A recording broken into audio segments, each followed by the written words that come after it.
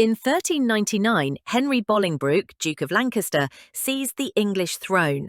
This development signified not only a change of monarch but also a challenge to the established system of succession. Henry deposed the legitimate king, Richard II, and took his place. This was the first time in English monarchical history that a king ascended not by divine right, but by direct political force. The accession of Henry IV triggered a long-term legitimacy crisis in English political culture. The throne was no longer seen as an inviolable birthright, but as a position that could be contested and claimed. This shift would lay the groundwork for internal conflicts in the years to come. Shortly after coming to power, Henry's relationship with one of his main supporters, the Percy family, began to deteriorate. The Earl of Northumberland and his son Henry Hotspur Percy had initially supported Henry's claim to the throne. However, Hotspur did not receive the political and financial rewards he had expected. By 1403, the dispute escalated into open rebellion. At the Battle of Shrewsbury, Hotspur's rebel forces clashed with Henry IV's army. The battle ended in a royal victory, and Hotspur was killed in combat. While this brought short-term stability for Henry, it also exposed the danger posed by former allies who could turn into serious threats. Around the same time, another major threat emerged in the west. In 1400, Owain Glyndŵr, a Welsh landowner and lawyer, declared himself Prince of Wales and launched an armed movement for independence. His cause gained significant support from both the local aristocracy and the general population. Several regions of Wales effectively broke away from English control, and by 1404, Glyndŵr had secured an alliance with France, expanding the rebellion.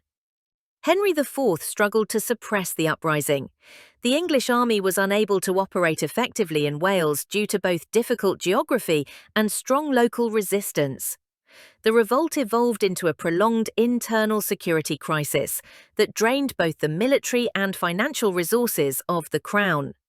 In the following years, Henry IV's health deteriorated significantly. He suffered from skin conditions, seizures, and periods of unconsciousness, which frequently removed him from direct governance. As a result, his son, Prince Henry, began to take on more responsibility. This created a de facto dual leadership at court. Prince Henry became increasingly prominent in the public eye, especially for his role in managing domestic unrest. The king's illness led not only to physical weakness, but also to political isolation. He lost influence within the court, his support network weakened, and his ability to govern diminished. In 1413, Henry IV died. His son, now Henry V, emerged as a strong, energetic, and stabilizing figure in the eyes of the English public.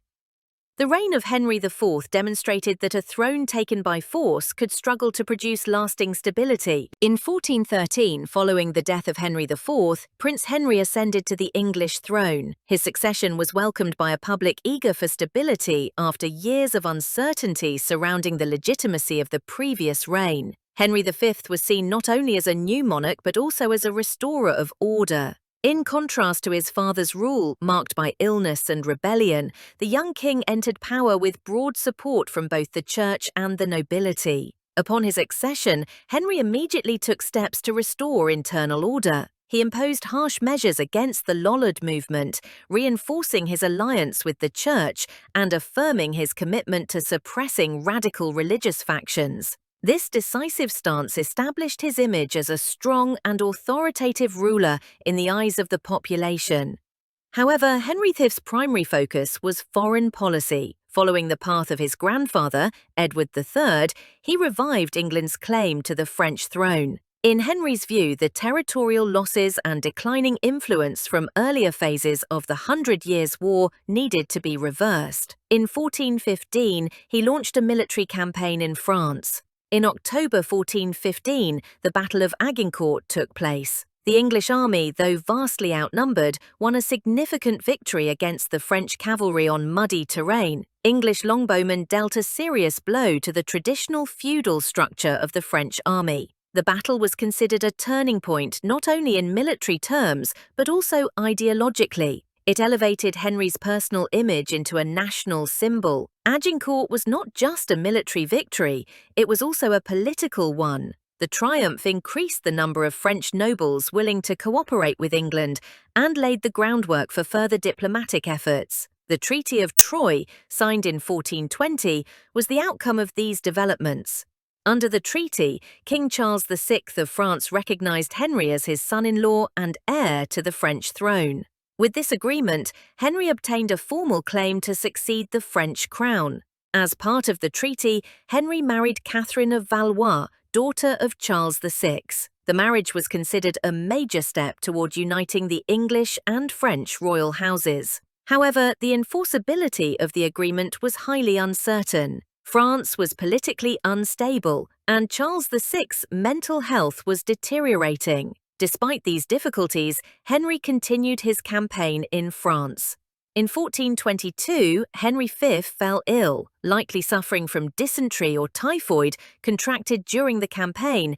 He died at the age of 35. A few months later, Charles VI of France also died.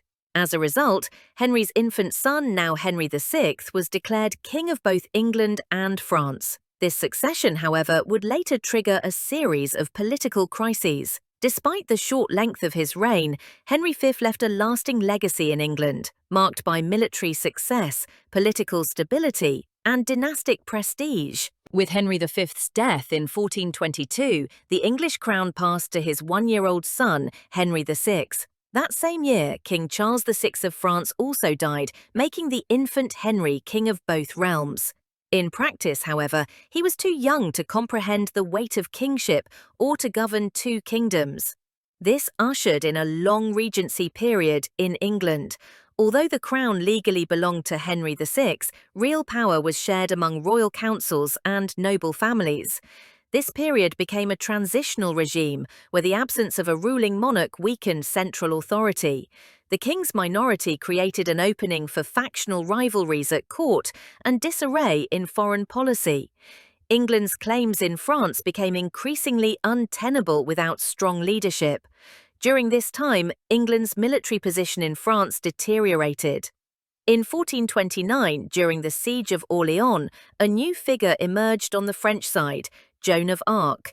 Her arrival altered the psychological trajectory of the war. Joan's leadership boosted French morale and halted the momentum of the English advance. That same year, Charles, recognized by many as the legitimate heir, was crowned in Reims. This effectively nullified the Treaty of Troyes and the political gains achieved under Henry V. Meanwhile, domestic politics in England became increasingly complex. In 1437, Henry VI turned 16 and formally assumed royal authority. Yet, as many contemporaries observed, he wore the crown but did not rule. Henry was personally peaceful, devout, and conciliatory. However, in a country emerging from war, such traits were interpreted as signs of weakness. The king struggled to make political decisions and increasingly relied on his advisors. In 1445, Henry VI married Margaret of Anjou, a French noblewoman. The marriage was part of a broader peace effort and the result of ongoing negotiations with the French crown. However, in order to secure peace, England conceded significant ground. Most notably, a secret agreement to cede the province of Maine to France sparked public outrage in England and drew heavy criticism from the nobility. Margaret entered the royal court not merely as a queen consort, but as a factional leader, and she quickly gained considerable influence over the king. During this period, figures such as William de la Pole, Duke of Suffolk, and Edmund Beaufort, Duke of Somerset, rose to political prominence. Suffolk was widely viewed as the architect of failed foreign policy, while Somerset became increasingly associated with military defeats in France.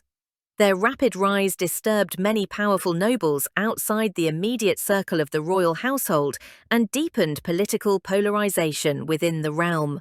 Among the most vocal opponents was Humphrey, Duke of Gloucester, the king's uncle and longtime chief advisor.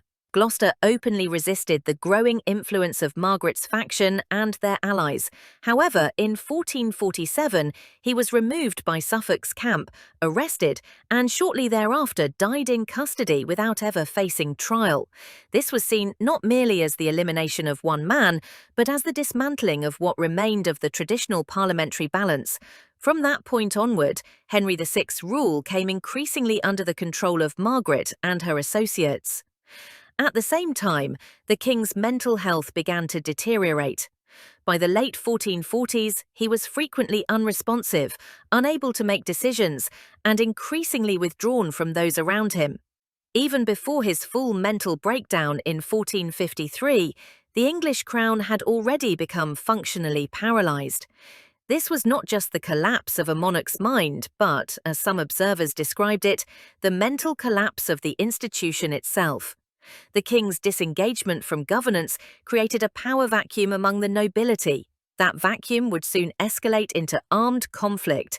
Henry VI's mental breakdown was not only a personal tragedy, but also the direct political crisis that laid the foundation for the Wars of the Roses.